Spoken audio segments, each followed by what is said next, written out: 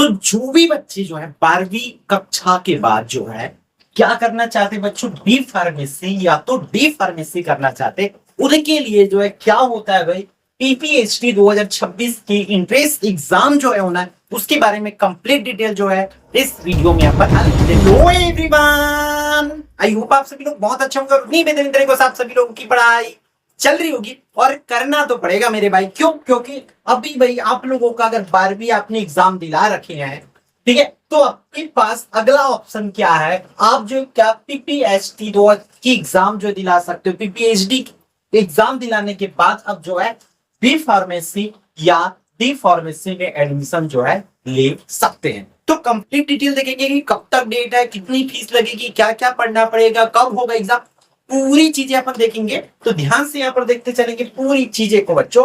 तो ये जो एग्जाम है बच्चे, पीपीएचडी की जो एग्जाम होती है सीजी व्यापम रायपुर द्वारा जो कराया जाता है, तो ध्यान से यहाँ पर देखते चलेंगे।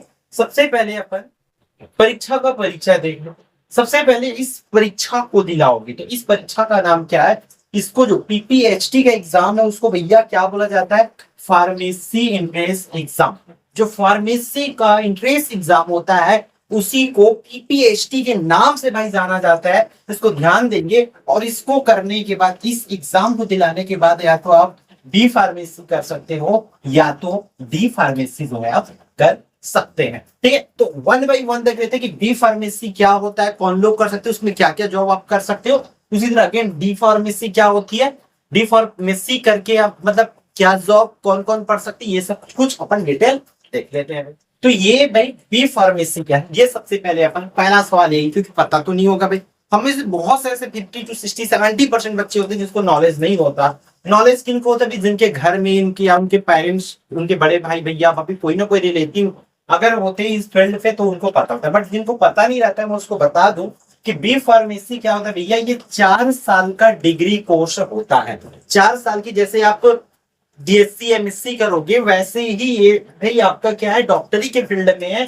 बी फार्मेसी आप जाओगे तो ये 4 साल का डिग्री कोर्स है। इसमें सिखाया क्या जाएगा, पढ़ेंगे क्या, दवाइयों के निर्माण, मतलब जितनी भी मेडिसिन है उनके बारे में पढ़ोगे, उनकी रिसर्च करोगे और उसके उपयोग की पढ़ाई करोगे कि किस दवाई को किसके लिए उपयोग किया जाता है। ये पूरी तरीका से आपका उसी में पढ़ाया जाता है। अब इसको कौन पढ़ सकते भैया, इस एलिजिबिलिटी क्या है, जो 12वीं में फिजिक्स केमिस्ट्री या बायोमैथ्स, मतलब बोल सकते जो 12वीं में पीसीएम या पीसीबी लेकर पढ़े हैं, फिजिक्स केमिस्ट्री मैथ्स या फिजिक्स केमिस्ट्री बायोलॉजी लेकर पढ़े हैं, वो इसका एग्जाम जो है दिला सकते हैं बी फार्मेसी का। क्लियर है बच्चों? और इसको कर लिए तो करने के बाद आप लोगों के पास करियर ऑप्शंस बहुत सारा खुल जाते हैं। जैसे कि आप फार्मासिस्ट बन सकते हैं, ड्रग इंस्पेक्टर बन सकते हैं, आपको मेडिकल रिप्रेजेंटेटिव बना सकते हैं, बन सकते हो। ठीक है, आप फार्मा कंपनी पे जॉब कर सकते, किसी भी फार्मा कंपनी उस पर जॉब कर सकते हो। इस तरीके से आपके पास ये ऑप्शन जो है बच्चों रहेंगे। ठीक है, फिर अगेन देख लेते हैं किस पर भाई, डी फार्मेसी। तो ये डी फार्मेसी क्या है बच्चों, डी फार्मेसी क्या है, ये वो वाला जो 2 साल का कोर्स था, जबकि ये वाला कितने साल का कोर्स है बच्चों, सॉरी पिछला वाला जो बी फार्मेसी होता है वो 4 साल का कोर्स होता है और आपके पास उतना ज्यादा टाइम नहीं था, डी फार्मेसी कर सकते। ये उसकी बेसिक है, ये सिर्फ और सिर्फ डिप्लोमा कोर्स है, जबकि वो एक डिग्री कोर्स है। ये डिप्लोमा है और वो क्या है, डिग्री है। ये अंतर है आपको, इसलिए टाइम में भी अंतर है। इस पर दवाइयों का बेसिक जानकारी और डिस्पेंसिंग आपको बताया जाएगा, सिखाया जाएगा। ठीक है, जैसे कि आपको मान लो किसी को मेडिकल स्टोर खोलना है बच्चों, मेडिकल स्टोर खोलना है या मेडिकल पे काम करना है, तो भाई आप डिप्लोमा की कोर्स कर लो। अगर मेडिकल स्टोर खोलना है, मेडिकल स्टोर पर काम करना है, तो ये आपके लिए कम टाइम में डिप्लोमा कोर्स कर सकते हो डी फार्मेसी। ठीक है, दवाइयों का बेसिक जानकारी यहाँ से पूरी तरह से होगा भाई। अब भाई 12वीं की वही बोल रहा हूँ, पीसीबी और पीसीएमबी और पीसीबी और पीसीएम वाले ही इसको कर सकते हैं। ठीक है, इस कोर्स को भी। फिर इसकी कैरियर ऑप्शंस को देख लेते हैं। कैरियर ऑप्शन क्या क्या रहेगा यहाँ पर, देखो आप तो क्या रजिस्टर्ड क्या बन जाओगे, फार्मासिस्ट बन जाओगे, है ना। मतलब आप कहीं पर भी मेडिकल स्टोर खोल सकते हो या हॉस्पिटल पे फार्मेसी का जॉब कर सकते हो। हॉस्पिटल में भी तो अब दवाई देने वाले लगेंगे, डॉक्टर को बस डॉक्टर से ज्यादा दवाई गोली की नॉलेज किसको होती है, फार्मासिस्ट होती है। तो नहीं, ये सब जॉब आप जो है कर सकते हैं। ठीक है, तो चलो देखते हैं और आगे एग्जाम्स के बारे में कि क्या क्या होगा आपको, मतलब क्या कर सकते हो। ये तो हो गया एग्जाम कब है, कब कब क्या होगा, वो चीजें अपन देखते चलो। तो परीक्षा पे सबसे पहले मैं बाकी ज्यादा इधर उधर बताने से पहले आपको एक चीज बता दूं, एग्जाम कब होगा भाई। एग्जाम के हिसाब से, क्योंकि अभी तो मान के चलो अपनी तैयारी स्टार्ट कर देंगे तो अच्छी बात है, नहीं की होंगे तो आप लोगों को मैं बता दूं 21 मई को जो है संभावित तारीख है, और ये इसी डेट पर ही होता है, ये संभावित है। हालांकि संभावित वो लिख देते क्योंकि चेंज करते रहते, बट ये ज्यादातर चांस ये है कि इसी डेट पे हो, 21 मई को।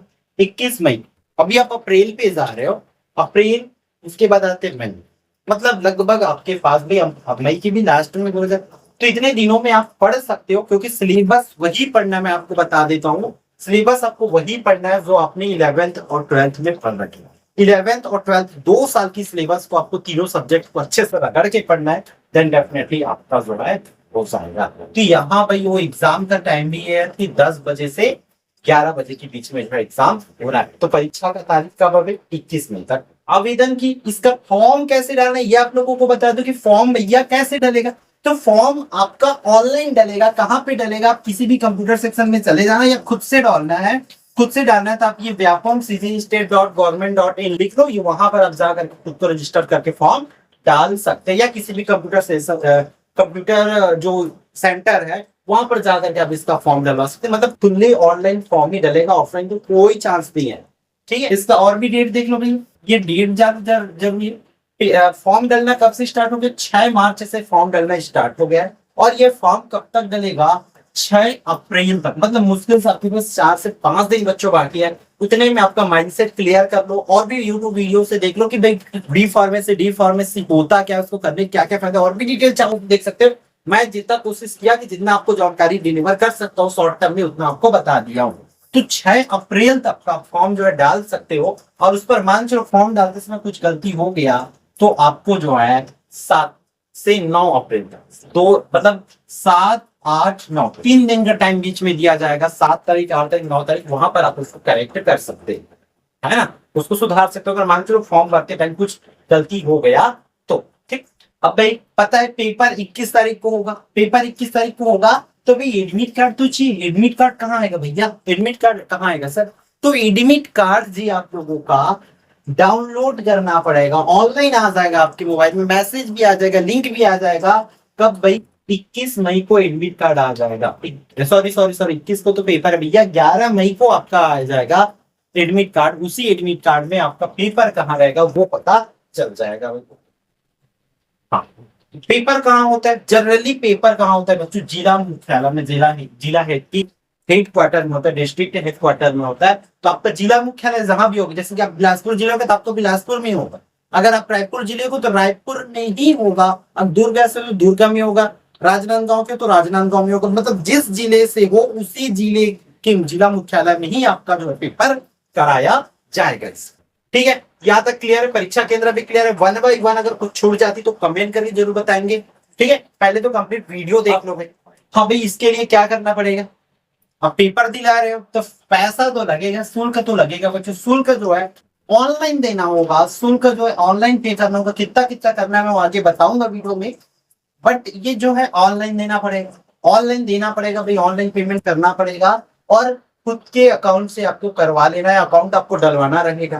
क्यों? क्योंकि ये पैसा फिर से आपका वापस आ जाता है बच्चों। हम लोग जो फॉर्म डालते हैं, फॉर्म डालने के बाद कई बच्चे पेपर नहीं दिलाते, इसलिए गवर्नमेंट ने क्या किया है कि भाई आप फॉर्म डालोगे तो पैसा लगेगा, लेकिन हम उस पैसे को वापस कर देंगे करके गवर्नमेंट बोलता है। मतलब आपका पैसा वापस हो जाएगा। आप जितना भी फॉर्म डालने के लिए लगेगा वो आगे मैं बता रहा हूँ, वो पैसा आपको रिफंड हो जाएगा। कब भाई? एग्जाम दिलाने पर। अगर आप एग्जाम दिलाते हो, अगर एग्जाम में बैठ गए हो, मतलब आपका पेपर पैसा वापस होगा। अगर पेपर नहीं दिलाते, फॉर्म बस तो भर दिए, पेपर नहीं दिलाया तो आपको पैसा नहीं मिलेगा। पेपर आप एग्जाम दिला दिए, आप उस पर अच्छा नंबर आए या ना आए, आप वहां से आराम से जो है आपको पैसा जो है मिल जाए। तो देख लो भाई कितना कितना पैसा लगेगा, शुल्क देख लो। यहाँ पर जो जनरल वाले सामान्य वर्ग है उनको 200 रुपए जो लगेगा। फिर ओबीसी जो है ना, ओबीसी वाले लोगों को 150 रुपए लगेगा, और SC ST और हैंडीकैप जो है उसको 100 रुपए लगेगा। तो ये पैसा जो हम देंगे वो भी पैसा हमारा क्या हो जाएगा? वापस हो जाएगा। तो ये मान के चलो भाई पूरी तरीके से हर एक कास्ट के लिए 0 रुपया जो है लगने वाला है, आप किसी भी कास्ट का। क्लियर है? ठीक। अब एग्जाम की पैटर्न वगैरह देख लेते हैं कि किस तरीके से एग्जाम की पैटर्न होने वाले और सिलेबस क्या रहेगा। क्योंकि आपको वो सबसे ज्यादा जरूरी है उसको जानना कि किस तरीके से हमारा एग्जाम जो है आएगा। तो सिलेबस भी मैं आपको स्टार्टिंग में बता दूं, सिलेबस में वही पढ़ना भाई, फिजिक्स केमिस्ट्री तो आप पढ़ेंगे ही पढ़ेंगे, फिजिक्स केमिस्ट्री पढ़ना है दोनों क्लास की, ठीक है। 11th और 12th की पूरा सिलेबस आपको खंगालना पड़ेगा, पूरी तरीका से खंगालना पड़ेगा, ठीक है। अब बायो वाले तो बायो को पढ़ना है, मैथ्स वाले को मैथ्स से ही पढ़ना है, अगेन इसको 11th और 12th का ही सिलेबस भैया आपको देखना पड़ेगा। तो दोनों क्लास का अच्छे से पढ़ना पड़ेगा। पहले तो आप 12th पढ़ रखे तो 12th का पूरा सिर्फ एमसीक्यू करना है, एमसीक्यू करना है मतलब उसको आपका सही विकल्प वाला ही क्वेश्चन आएगा, है ना। जो आप ईमानदारी के साथ पढ़े होंगे, मेहनत किए होंगे, तो उसके लिए बिना पढ़े भी जाओगे तो आप आराम से अच्छा कर सकते हो बच्चों, उतना हाई लेवल के क्वेश्चन नहीं आती है। फिर एग्जाम की पैटर्न आपको देख लो, फिर फाइनल की कैसा रहेगा।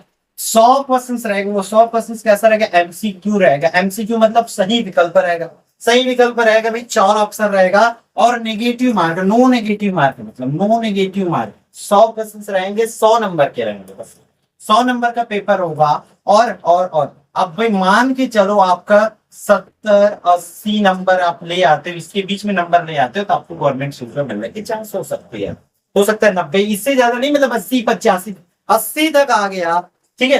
तो आप कंफर्म है कि वहां से आपको गवर्नमेंट सीट मिल जाएगा, और गवर्नमेंट सीट मिला मतलब आपकी पढ़ाई फ्री में होगा, और कम से कम 40-50 नंबर के समथिंग है, तो आपको फीस में पढ़ना पड़ सकता है। तो ये आपको है इस एग्जाम को दिलाने का फायदा यही कि अगर आप नंबर लाओगे 100 नंबर में आपको 70 से ऊपर नंबर आता है, देन आपको गवर्नमेंट एग्जाम में आप कास्ट के अकॉर्डिंग आपका जो है कट ऑफ के अकॉर्डिंग जो है बच्चों होने के चांसेस है। रिजल्ट आपका आ जाएगा, फिर रिजल्ट आएगा देन हम आपको फिर से इन्फॉर्म कर देंगे वीडियो के माध्यम से, ठीक है। काउंसलिंग वगैरह बच्चों को कराना होता है तो काउंसलिंग के डिटेल वगैरह भी हम बता देंगे, सो डोंट वरी, निश्चिंत रहो, ठीक है। तो पूरी चीजें आपको और भी क्या चीज छूट गया है वो कमेंट में पूछ लेना, हम बता देंगे आप लोगों को कि क्या क्या जो है आपको लगेगा, ठीक है। तो ऑल द बेस्ट।